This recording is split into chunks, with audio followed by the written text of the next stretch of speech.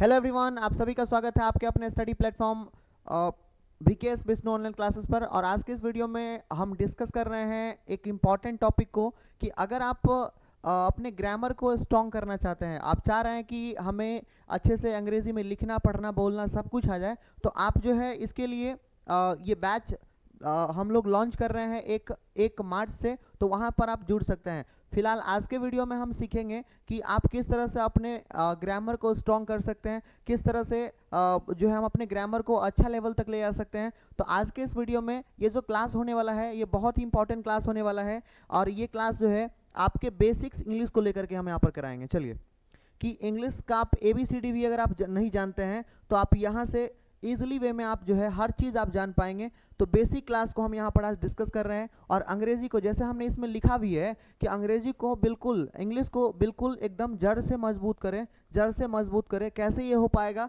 ये आपके मेहनत और हमारे प्रयास से हो पाएगा। अगर हम प्रयास नहीं करेंगे, इस प्लेटफॉर्म पर अच्छे से मेहनत नहीं करेंगे, तो कहीं ना कहीं उसका आउटपुट देखने को नहीं मिलेगा, आप अच्छे से चीज़ों को कर नहीं पाएंगे। तो ये ज़रूरी है कि एफर्ट लगाया जाए ताकि जो भी स्टूडेंट यहाँ पर जुड़े हैं उसको जो है इससे बेनिफिट मिले, और डेफिनेटली एक अच्छा आपको जो है यहाँ से नॉलेज सीखने को मिले। अगर आप ज्वाइन करना चाहते हैं तो आप वेट करिए, जब हम लोग यहाँ पर बैच लॉन्च करेंगे तो वहाँ पर आप इससे जुड़ सकते हैं।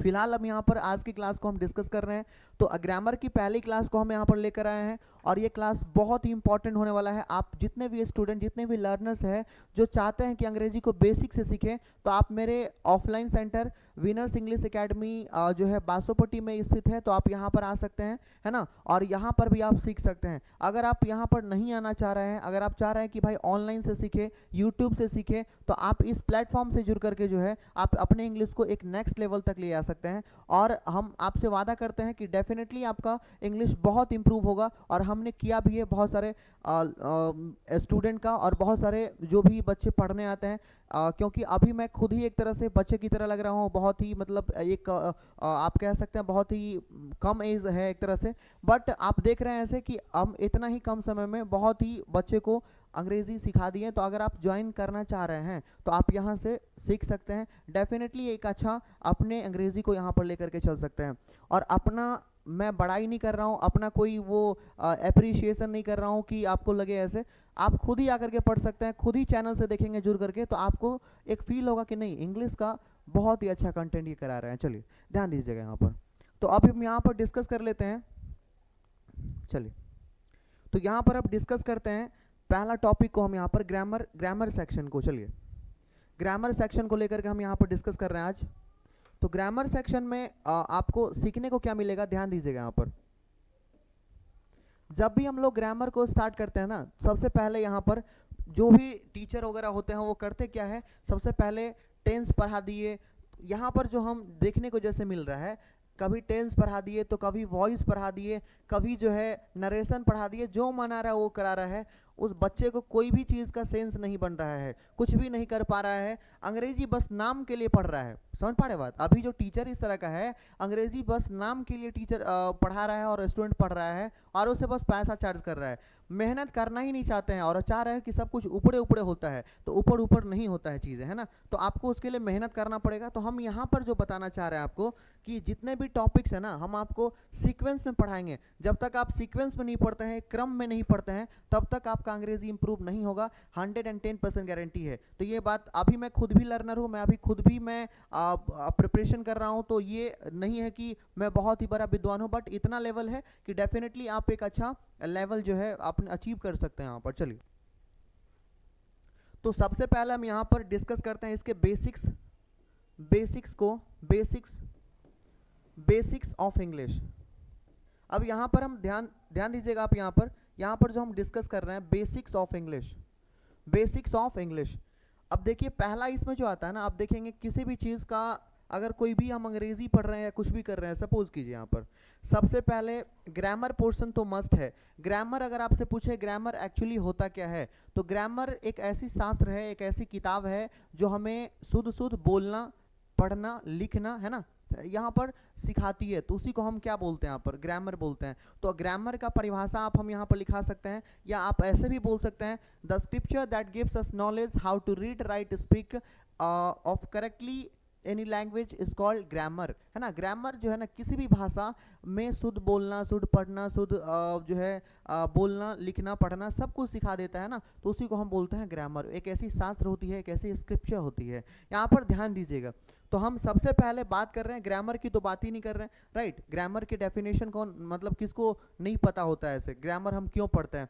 इसके बावजूद भी अगर आपको नहीं पता है तो आप यहाँ पर हम कहिएगा तो हम लिख भी देंगे, यहाँ पर चलिए लिख भी देंगे। लेकिन हम आज जो डिस्कस करना है ना, वो डिस्कस कर रहे हैं यहाँ पर पेड बैच में, वो तो कराएंगे ही। ग्रामर क्या होता है, क्या ग्रामर्स के फादर कौन है, यहाँ पर इंग्लिश के फादर कौन है। फिलहाल आप जिस मकसद से यहाँ पर इस वीडियो पे क्लिक किया है वो हम आपको सिखाना चाह रहे हैं। चलिए ध्यान दीजिएगा, यहाँ पर अगर हम बात करें यहाँ पर इंग्लिश के बेसिक्स को लेकर के, तो सबसे पहले अगर कोई भी चीज़ बनता है तो सबसे पहले किससे बनता है बताएंगे। सबसे पहले अगर कोई भी चीज़ हमारे दिमाग में आता है तो लेटर आता है। आप समझ पा रहे हैं बात, लेटर हमारे दिमाग में सबसे पहले जो आता चीज़ वो आता है लेटर, है ना।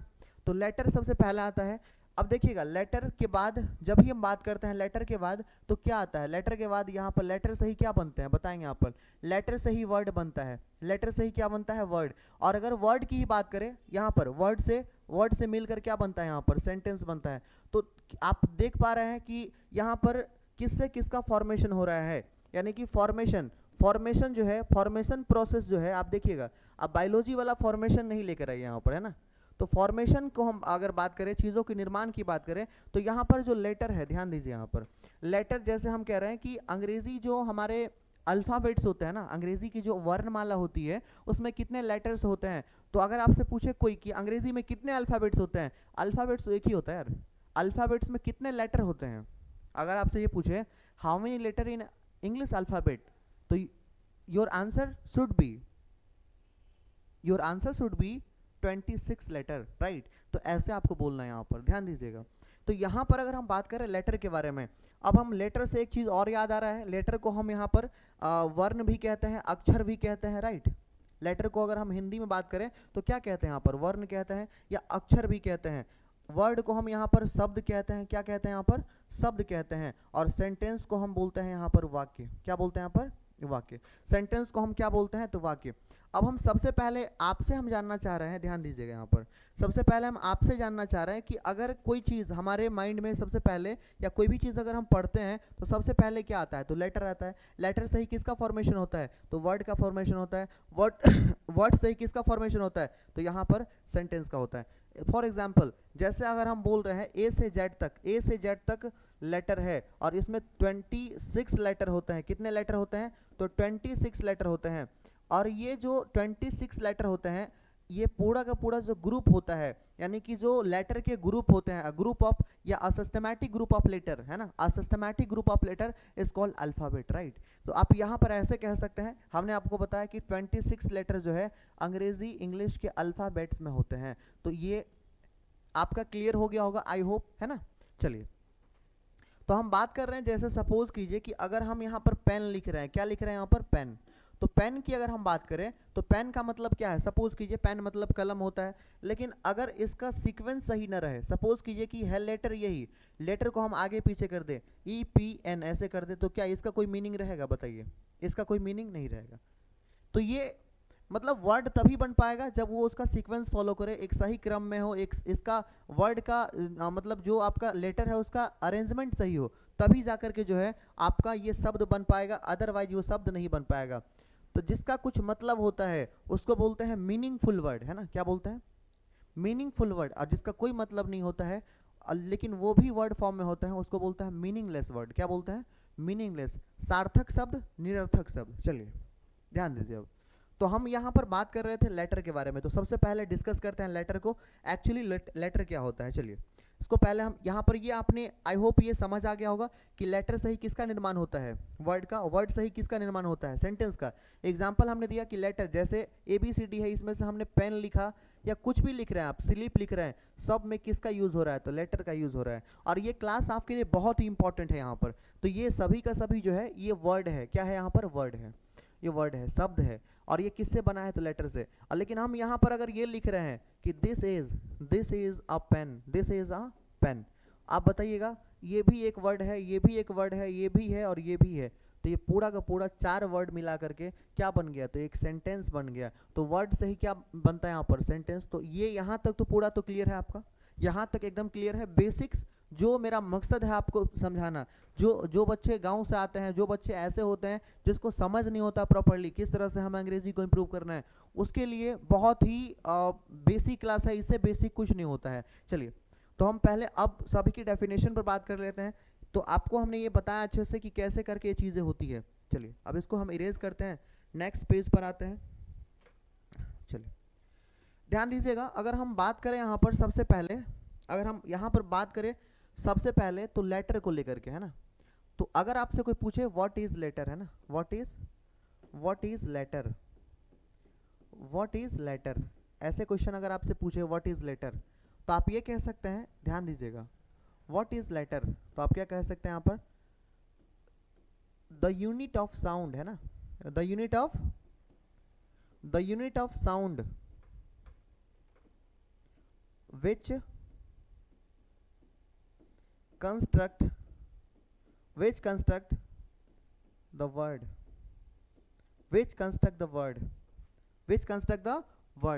is called letter। यहाँ पर आपको एक चीज़ तो क्लियर हो गया होगा कि लेटर एक्चुअली होता क्या है। यानी कि हमने यहाँ पर बताने का प्रयास किया कि साउंड मतलब होता है ध्वनि या आवाज़, क्योंकि कोई भी चीज़ अगर हम बोल पा रहे हैं तो बोलने से ही चीज़ हमारे माइंड में इमेज होती है, वो इमेज जो जुबान के थ्रू हम बोलते हैं तो उससे जो है साउंड क्रिएट होता है, और साउंड से जब हम बोलते हैं किसी भी चीज़ को लेटर होता है। और यहाँ पर तो ये कह रहे हैं कि ध्वनि की वह इकाई, किसकी इकाई, ध्वनि की वह इकाई जिससे किसका निर्माण होता है, तो यहाँ पर शब्द का निर्माण होता है, उसी को हम क्या कहते हैं, लेटर कहते हैं। जैसे एग्जाम्पल के लिए अगर हम आपसे कहें तो आप ये कह सकते हैं A B C D, ये सारे के सारे लेटर हैं। अगर हम बात करें लेटर कितने तरह के होते हैं, तो आप बताइएगा, लेटर जो है वो 2 तरह के होते हैं। एक होता है आपका कौन सा लेटर, तो एक होता है आपका कैपिटल लेटर, राइट, एक होता है कैपिटल लेटर और एक होता है आपका small letter. Capital letter, small letter, example के तौर पर ये इस तरह का जो आपको देखने को सिंबल मिलेगा, ये होगा कैपिटल, ये सिंबल जो है आपको इस तरह से मिलेगा, ये होगा आपका स्मॉल लेटर, राइट। तो ये आपका स्मॉल लेटर होगा। अगर हम बात करें यहाँ पर, ये कैपिटल जो है, कैपिटल का 3 मीनिंग होता है। तो क्या क्या मीनिंग होता है, जो कॉमर्स बच्चे पढ़ रहे हैं, कैपिटल मतलब पूंजी होता है। कैपिटल मतलब क्या होता है, पूंजी। जो जैसे कोई जीएस वगैरह पढ़ रहा है, वहाँ पर स्टेट और कैपिटल याद करता है, यानी कि इसका मतलब राजधानी भी होता है। और एक कैपिटल मतलब बड़ा भी होता है यहाँ पर कैपिटल लेटर वाला में। तो ये भी आपको यहाँ से सीखने को मिल रहा है। कैपिटल का 3 मीनिंग यहाँ पर होता है, ध्यान दीजिएगा। चलिए, तो लेटर को हमने समझाने का प्रयास किया कि लेटर क्या होता है एक्चुअली। तो लेटर क्या होता है, लेटर से हम किसका निर्माण करते हैं, तो वर्ड का निर्माण करते हैं, शब्द का निर्माण करते हैं। कंस्ट्रक्ट का मतलब यहाँ पर, कंस्ट्रक्ट का मतलब है निर्माण करना यहाँ पर। चलिए ध्यान दीजिएगा, इससे एक क्वेश्चन और बनते हैं यहाँ पर। यहाँ से देखिएगा, ये जो लेटर होता है ना, लेटर ये क्या होता है बताइएगा। लेटर जो है सबसे स्मॉलेस्ट यूनिट होते हैं, स्मॉलेस्ट यूनिट। तो अगर पूछेगा smallest unit of English language, यानी कि भाषा की सबसे छोटी इकाई, सबसे छोटा जो इकाई होता है वो क्या होता है बताएंगे यहाँ पर, है ना। सबसे छोटा इकाई क्या होता है, तो आप ये कह सकते हैं यहाँ पर लेटर होते हैं ना। लेटर मतलब यहाँ पर एक तरह से कह सकते हैं, लेटर का मतलब अक्षर या वर्ण होता है, राइट। तो अगर आपसे पूछे कि लेटर क्या होता है, तो लेटर बोल सकते हैं, लेटर जिससे शब्द का निर्माण होता है उसे लेटर कहते हैं। लेटर सबसे स्मॉलेस्ट यूनिट होता है, सबसे छोटी इकाई, यानी कि इससे छोटा इकाई कुछ नहीं होता है। यानी कि किसी भी चीज़ को बनाने में ये सबसे छोटी इकाई है, लेकिन इसका भूमिका बहुत बड़ी है। अगर लेटर नहीं तो शब्द नहीं, और शब्द नहीं तो यहाँ पर वाक्य नहीं। इसका मतलब क्या है, जैसे एक ईंट से दीवार खड़ा होता है, दीवार नहीं रहेगा तो छत आप नहीं बना सकते हैं। उसी प्रकार से फाउंडेशन का काम करता है आपका ये बेसिक इंग्लिश। तो आप इसको अच्छे से यहाँ पर क्लियर कर सकते हैं। तो लेटर आपको आई होप ये क्लियर हो गया होगा। आगे बढ़ते हैं नेक्स्ट। लेटर से आपको ये चीज़ समझ आ गया होगा। चलिए अब यहाँ पर हम डिस्कस करते हैं नेक्स्ट क्वेश्चन पर। आपके दिमाग में क्वेश्चन आता है कि व्हाट इज अल्फाबेट, है ना। ये एकदम बेसिक्स है। अगर जो बच्चा अंग्रेजी मीडियम में पढ़ रहा है उसको दूसरा या तीसरा क्लास में पढ़ाया जाता है। आप लोग इसको नहीं समय दे रहे हैं, इंग्लिश को नहीं पढ़ रहे हैं, इसीलिए आपको ये सब पढ़ना पड़ रहा है। लेकिन आपको हम ये विश्वास दिलाते हैं कि आपका इंग्लिश बेहतरीन स्ट्रॉन्ग कर देंगे अगर आप मेरे साथ जुड़ते हैं तो। यहाँ पर देखिएगा, व्हाट इज अल्फ़ाबेट, है ना, what is alphabet, what is alphabet,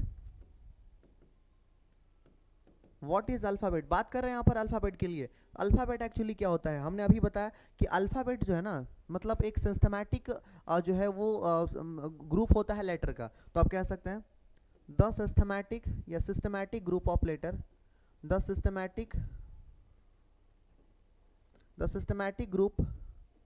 group of letter,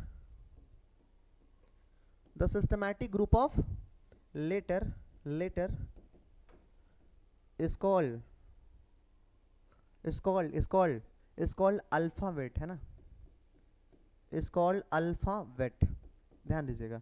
तो हमने क्या बताया, सिस्टमैटिक का मतलब होता है क्रमबद्ध या व्यवस्थित। तो यहाँ पर आप ये कह सकते हैं कि अक्षर या वर्ण का व्यवस्थित समूह को या क्रमबद्ध समूह को हम क्या कहते हैं, तो अल्फ़ाबेट कहते हैं। और अभी हमने आपको बताया था कि अंग्रेजी के अल्फ़ाबेट्स में, ध्यान दीजिएगा, अगर हम बात करें यहाँ पर अंग्रेजी के बारे में, तो अंग्रेजी के अल्फ़ाबेट में कितने लेटर होते हैं, ध्यान दीजिए यहाँ पर अंग्रेजी के अल्फ़ाबेट में कितने लेटर होते हैं, तो 26 लेटर होते हैं, 26 लेटर होते हैं। तो अगर पूछ देगा कोई कितने अल्फ़ाबेट होते हैं, बोले अल्फ़ाबेट एक ही होता है लेकिन उसमें लेटर जो है कितने होते हैं, तो 26। लेकिन अगर कोई हिंदी में पूछ ले, हिंदी क्लास नहीं कर रहे हैं बट आपको हम बता देते हैं इसका 2 गुना होता है, यानी कि 26 का 2 गुना कितना होगा, तो यहाँ पर 52 हो जाएगा। तो 52 लेटर यहाँ पर किस में होते हैं, ये अंग्रेजी में, हिंदी में होते हैं। अल्फ़ाबेट को हम हिंदी में क्या कहते हैं, तो हिंदी में कहते हैं वर्णमाला। क्या कहते हैं यहाँ पर, वर्णमाला कहते हैं। चलिए, तो ये भी पॉइंट आपका क्लियर हो गया होगा। अब यहाँ से एक चीज़ और बनता है आज जिसको हम डिस्कस कर रहे हैं अभी जस्ट, ध्यान दीजिएगा यहाँ पर। अब इस अल्फ़ाबेट से 3 चीज़ निकल करके आता है। चलिए, इस अल्फ़ाबेट से 3 चीज़ निकल के आता है यहाँ पर। पहला चीज़ क्या होता है, ध्यान दीजिएगा, पहला चीज़ होता है यहाँ पर वॉवेल, जिसको हम वॉल पढ़ते हैं, वॉल। आपको बहुत लोग उसको वॉल पढ़ देंगे, कोई कुछ पढ़ देंगे, लेकिन बस इसका जो मीनिंग होता है ना, वॉवेल होता है ना, वॉवेल। तो ऐसे बोलते हैं वॉवेल या वॉल पढ़ सकते हैं ऐसे, वॉवेल। चलिए, नेक्स्ट यहाँ पर बात कर रहे हैं कॉन्सोनेंट, है ना। बहुत सारे टीचर क्या करते हैं ना, अगराने के चक्कर में हो जाता है, उसका प्रोनाउंसिएशन खराब हो जाता है। तो प्रोनाउंसिएशन जो है अच्छा करने के लिए चीज़ों को क्लैरिटी उसमें होना चाहिए। आप एक प्रीमियम क्वालिटी के टीचर बनना चाहते हैं तो उसमें बहुत चीज़ होना चाहिए। सबसे बड़ी चीज़ है, अगर आप ऑनलाइन पढ़ाते हैं या जैसे मैं पढ़ा रहा हूँ, तो आई कांटेक्ट एक बहुत बड़ी चीज़ है। आई कांटेक्ट अगर आपका कैमरा से नहीं हो पा रहा है, जैसे मेरा नहीं हो रहा है, रीज़न इसका क्योंकि हम लोग रेगुलर क्लास नहीं लेते हैं, जिसकी वजह से ऐसा होता है। तो अगर हम रेगुलर क्लास लेंगे तो ये आई कांटेक्ट भी सही हो जाएगा और आवाज़, वॉइस सब कुछ अच्छा हो जाएगा। चलिए, बात करते हैं नेक्स्ट सेमी वॉवेल के ऊपर। तो ये इसके कितने कितने डिवाइड हमने किए हैं, तो हमने 3 डिवाइड इसको किए, कौन कौन। और ये 26 लेटर में से ही 5 लेटर किस में आते हैं, वॉवेल में। वॉवेल बहुत सारे लोग वॉल पढ़ते हैं, जो भी पढ़ते हैं। चलिए यहाँ पर ध्यान दीजिएगा, यहाँ पर ए, ई, आई, ओ और यू, ये सारे के सारे जो है ना, ये क्या है, तो ये वॉवेल है। यहाँ पर देखेंगे कॉन्सोनेंट, ये कितने होते हैं, तो आप ये बात करेंगे यहाँ पर, ये 5 होते हैं, ये 19 होते हैं। लेकिन जब हम लोग पढ़ते थे ना, तो वहाँ पर ये 21 पढ़ा देते थे। रीज़न, क्योंकि वहाँ पर वो सेमी वॉवेल नहीं कराते थे, वहाँ पर बस क्या कराते थे हमेशा कि ये। अब यहाँ पर ध्यान दीजिएगा, इसमें कौन कौन होते हैं, जैसे इसमें आप देख लीजिएगा, W और Y हो जाता है किसमें, सेमी वॉवेल में। सेमी वॉवेल में W और Y आता है। इसके अलावा रिमेन्स जितना बच जाता है इस सब को छोड़ करके, क्योंकि इतना जगह है नहीं कि हम सबको लिखे, ये W, Y और ये पांचों को छोड़ करके जितना भी है सब किस में आता है, कॉन्सोनेंट में। तो अभी आपको इसमें हम कॉन्सोनेंट समझाने वाले हैं कि एक्चुअली कॉन्सोनेंट क्या होता है, वॉवेल क्या होता है, सेमी वॉवेल क्या होता है। चलिए, तो यहाँ पर सबसे पहला हम यहाँ पर डिस्कस कर लेते हैं वॉवेल को लेकर के। चलिए, what is vowel, what is vowel, पहला यहाँ से ये क्वेश्चन बनता है वॉवेल का। चलिए ध्यान दीजिएगा, अगर हम बात कर रहे हैं the letter which pronounced which pronounced by itself, या by the help of भी कह सकते हैं ना, या itself, which pronounce itself, इसको थोड़ा सा रिमूव कर लीजिए आप, है ना। तो यहाँ पर आप ये कर सकते हैं pronounce itself is called यहाँ पर वॉवेल कह सकते हैं। जो खुद की सहायता से, जो लेटर खुद की सहायता से उच्चारित हो उसे हम क्या कहते हैं, जो खुद की सहायता से, किसी का सहायता नहीं लेता है। तो ये जो वॉवेल है ना वो किसी का सहायता नहीं लेता है। अगर आप ए बोल रहे हैं तो खाली ए का साउंड आ रहा है, क्या दूसरे का साउंड आ रहा है? नहीं आ रहा है। लेकिन अगर आप बोल रहे हैं के तो उसमें ए का साउंड आ रहा है, इसका मतलब के आपका कॉन्सोनेंट है, और कॉन्सोनेंट हमेशा वॉवेल की सहायता से ही बोला जाता है, ध्यान दीजिएगा यहाँ पर। तो अगर हम ए बोल रहे हैं, ई बोल रहे हैं, आई बोल रहे हैं, ओ बोल रहे हैं, यू बोल रहे हैं, तो इसमें किसी का सहायता नहीं लेना पड़ता है, इसीलिए ये वॉवेल है। क्या आपको यहाँ तक ये बात क्लियर है कि नहीं है? आप कमेंट करके बताइए यहाँ पर। चलिए नेक्स्ट हम यहाँ पर आपको समझाते हैं कॉन्सोनेंट के ऊपर। कॉन्सोनेंट के ऊपर हम आपको लेकर चलते हैं, ध्यान दीजिएगा। What is consonant? What is consonant? ध्यान दीजिए, व्हाट इज कॉन्सोनेंट? हम क्या कर रहे हैं यहाँ पर? The word which pronounced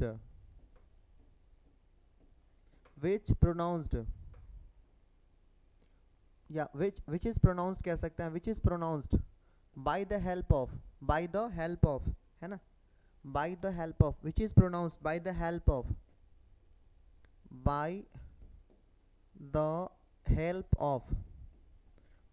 help of vowel, by the help of vowel is called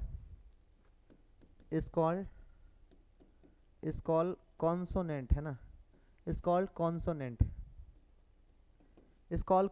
है ना। ध्यान दीजिए यहाँ पर। तो हमने यहाँ पर क्या कहा कि कॉन्सोनेंट क्या होता है, तो ऐसे यहाँ पर थोड़ा सा इसको आप, एरर हो गया थोड़ा सा, आप यहाँ पर ये कह सकते हैं कि ये जो है लेटर, यहाँ पर द लेटर विच प्रोनाउंस्ड, है ना, the letter which pronounced by the help of vowel, है ना, वॉवेल की सहायता से जो अक्षर या वर्ण उच्चारित हो उसे हम क्या कहते हैं? तो उसे हम कॉन्सोनेंट कहते हैं। कॉन्सोनेंट को हम हिंदी में क्या कहते हैं बताइए यहाँ पर? तो उसको हम व्यंजन कहते हैं। क्या कहते हैं? व्यंजन। तो वॉवेल को हम क्या कहते हैं? तो उसको हम स्वर कहते हैं, स्वर वर्ण, राइट, ध्यान दीजिएगा। तो ये यहाँ पर जैसे एग्जाम्पल के तौर पर अगर आप कहेंगे तो हम आपको लिख कर बता रहे हैं, बी सी डी हो गया, इसके बाद हम क्या लिखेंगे यहाँ पर? बी सी डी, यहाँ पर डी, ई नहीं होगा, एफ जी एच, आई नहीं होगा, जे के एल एम एन, ओ नहीं होगा, P Q R S T, you नहीं होगा, भी डब्ल्यू नहीं होगा, एक्स, है ना, और जेड। तो ये कितने हो गए? 2 4 6 8 10 12 14 16 18 और 19। तो ये 19 इसकी संख्या हो गई।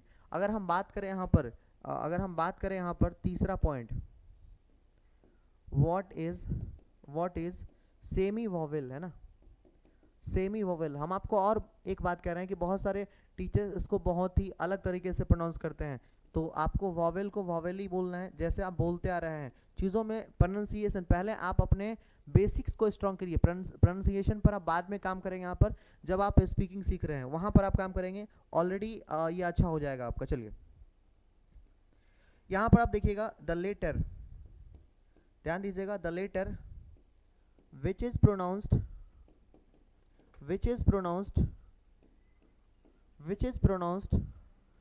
by the help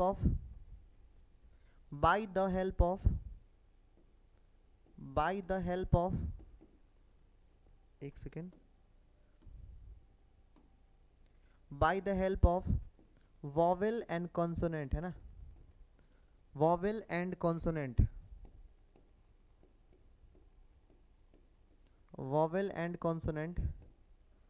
is called semi vowel. Semi का मतलब यहाँ पर क्या है? कोई भी चीज़ में अगर सेमी लग जाएगा इसका मतलब आधा होता है, आधा वाला चीज़ होता है। सेमी का मतलब होता है आधा। जैसे एग्जाम्पल के तौर पर कोई मैच होगा उसमें सेमीफाइनल होता है। सेमीफाइनल का मतलब क्या होता है कि फाइनल से पहले, यानी कि आधा फाइनल हो जाएगा उसमें, अगर उसमें जो टीम आती है वो डायरेक्ट फाइनल में जाएगी तो आधा फाइनल वहीं पर हो जाता है। सेमी का मतलब आधा होता है, तो सेमी वोवेल मतलब अर्ध स्वर कह सकते हैं। हिंदी में इसको अर्ध स्वर कहा जाता है, अर्ध स्वर कह सकते हैं। हमने क्या बोला कि अगर आप बात कर रहे हैं यहाँ पर एग्जाम्पल के तौर पर, तो आप ये कहेंगे डब्लू और वाई, ये दोनों जो है वो सेमी वोवेल है। तो अभी हमने बेसिक्स पर बात किया है और बेसिक्स में हमने बहुत अच्छे से डिस्कस किया है। अब यहाँ पर हम बात कर लेते हैं, हम यहाँ पर बात कर लेते हैं किसके ऊपर, तो बात कर लेते हैं वर्ड्स के ऊपर। किसके ऊपर, अभी हमने आपको बताया था वर्ड्स के ऊपर बात करते हैं। चलिए वर्ड्स के ऊपर बात करते हैं। वर्ड्स का क्या मीनिंग है समझिए। जैसे अगर हम बात कर रहे हैं व्हाट इज वर्ड, है ना, व्हाट इज वर्ड, क्या मीनिंग बनेगा बताइए। अगर हम बात करें यहां पर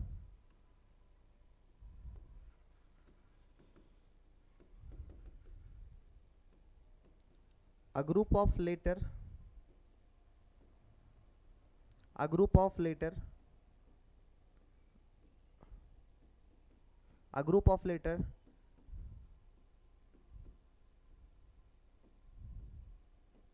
that make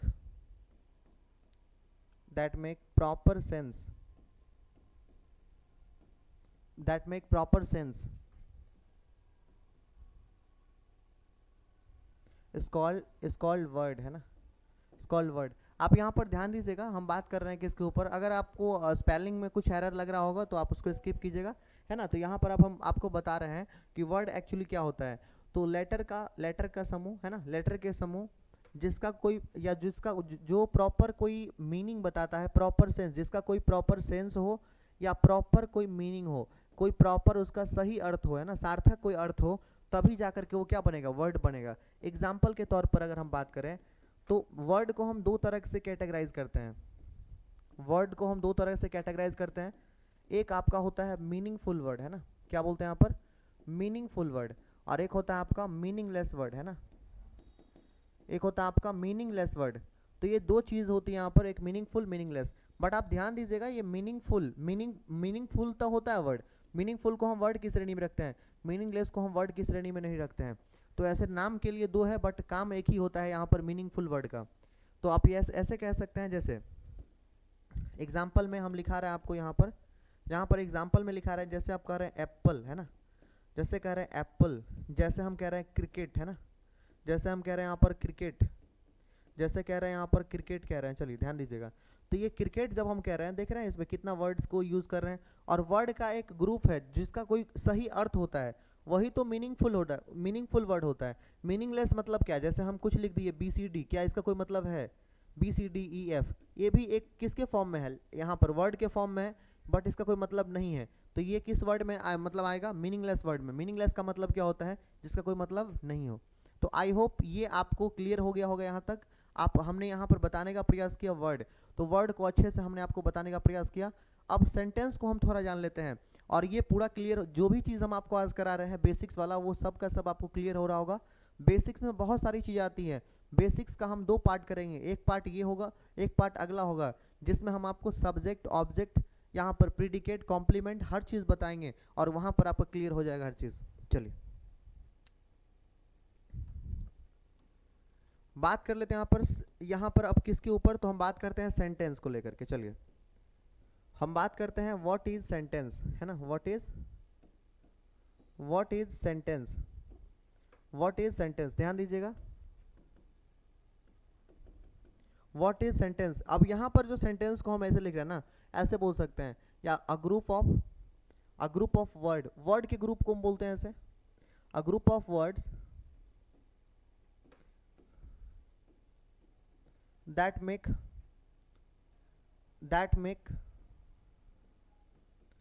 make complete meaning या complete sense, है ना, complete meaning